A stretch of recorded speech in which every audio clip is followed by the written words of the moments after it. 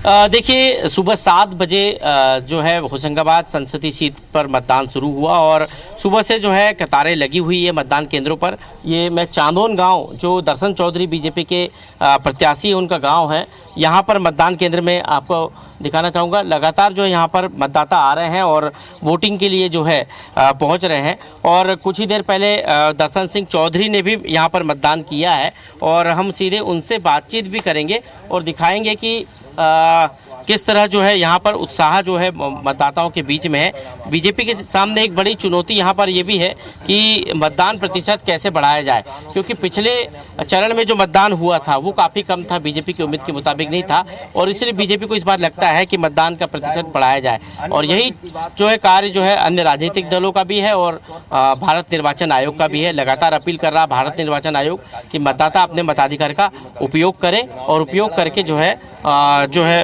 अपने लोकतंत्र के जो अधिकार है उसका उपयोग करें। दर्शन सिंह चौधरी जी यहाँ पर हैं और वोट कास्ट करके आए हैं। सीधे उनसे कहूँगा कि वोट कास्ट अपना दिखाएं, दर्शकों को बताएं कि उन्होंने अपना जो है मतदान किया है।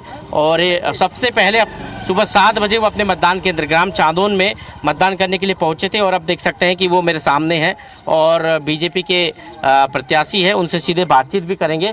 दर्शन जी, आपने मतदान कर दिया, लेकिन एक बड़ी चुनौती है इस भीषण गर्मी में, शादी के सीजन में मतदान का प्रतिशत बढ़ाना। पिछले चरण जो है वो काफ़ी निराशाजनक रहा, इस बार क्या तैयारियां हैं?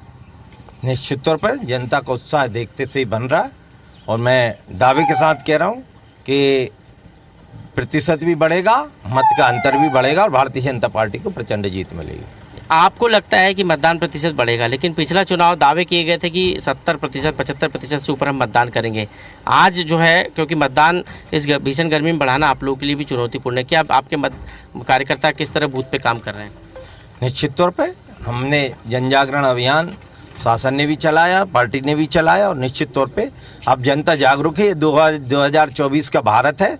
निश्चित तौर पर आगामी समय में और आज का मतदान हमारा बढ़ चढ़ के जनता हिस्सा भी लेगी और बढ़ेगा। पहले चरण के मतदान के बाद विपक्षी दल कह रहे हैं कि आप लोग बौखला गए, बीजेपी वाले, मोदी जी जो है हार दिख रही उनको सामने, इसलिए जो है उस तरह की भाषा का प्रयोग कर रहे हैं। ये सत्यता आप सब जानते हैं। कांग्रेस और विपक्षी दलों के पास केवल अनर्गल आरोप के अलावा कुछ नहीं है, न नीति है, न नेता है, न मुद्दा है। हम नीतियों के आधार पर खड़े हैं और बड़े हैं और आगामी समय में हम जनता का पहले भी आशीर्वाद रहा है और आगामी समय में और बढ़ चढ़कर आशीर्वाद रहेगा। लेकिन वो ये कह रहे हैं कि मुद्दों से भटकाने के लिए संपत्ति का विवाद, मंगलसूत्र, तमाम मुद्दे उठा रहे हैं आप लोग।